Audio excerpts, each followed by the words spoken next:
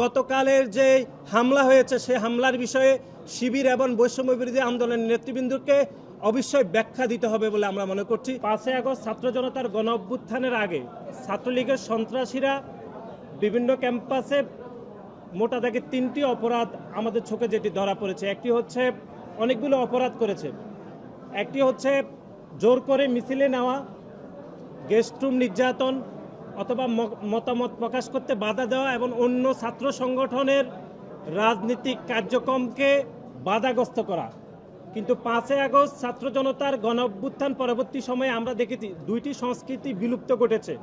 একটি হচ্ছে guest room culture, জোর করে মিছিলে নেওয়া। কিন্তু 5ই আগস্ট ছাত্র জনতার গণ অভ্যুত্থানের পরে আমরা অন্য সংগঠনের রাজনীতি, প্রকাশ্যে গণতান্ত্রিক রাজনীতির বাধাগ্রস্ত করার সংস্কৃতি কিন্তু এখনও চলমান রয়েছে, যেটি গতকাল খুলনা প্রকৌশল